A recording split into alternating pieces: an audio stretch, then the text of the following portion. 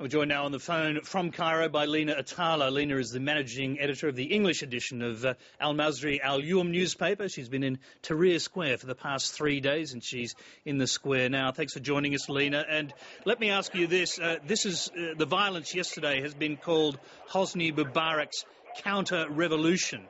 Will it be successful, and do you characterise it like that yourself?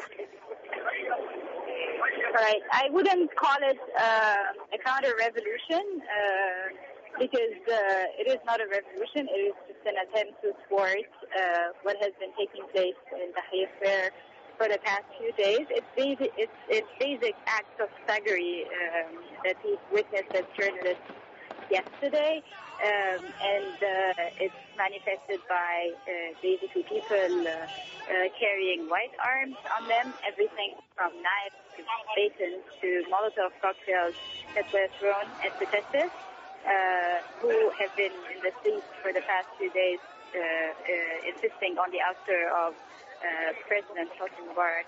So I wouldn't call it counter-revolution. I would just call it an attempt to thwart what happened. I wouldn't necessarily consider it a sign of will that the current regime stays. It's just a last attempt deployed by this very regime to gain power. Sorry to interrupt you. We've obviously seen the extraordinary pictures of those men on horseback and on camels whipping and assaulting the anti-Mubarak demonstrators. Who are they? Where do they come from?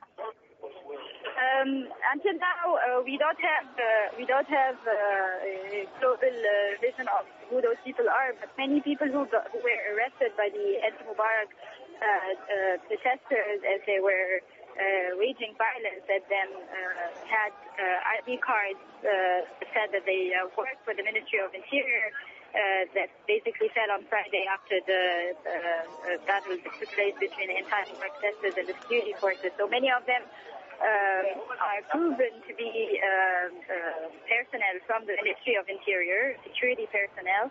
The rest we're not sure, but we also got a lot of reports about people being paid for working as civil servants and who were paid different amounts of money to basically take part in the pro-Mubarak demonstration yesterday. One of the most disturbing things about this is that the army simply stood by and allowed it to happen. They seem to be sending very mixed signals. What is your view about where the army actually stands now? At this point, the army is preserving its position, its quote-unquote neutral position of just maintaining order and not taking sides, although maintaining order becomes is quite questionable because, having witnessed all this violence yesterday without intervening was quite weird, especially that, again, we got a lot of reports of the army leaving, a lot of thugs entering the square with arms on them, from knives to batons to Molotov cocktails and whatnot. So there is on the ground a lot of loss of faith in the army possibly taking the anti-Mubarak protesters side. There are a lot of question marks about what the army's position is now, and that its remaining loyalty to the current regime. But nevertheless, people are still in high spirits here, and they still think that tomorrow is the big day. Yes, tomorrow there will be a new mobilisation of demonstrators, as usual, in fact, after Friday prayers. Do you think the anti-Mubarak crowds will still have the stomach for this fight, having seen the violence has been perpetrated against them?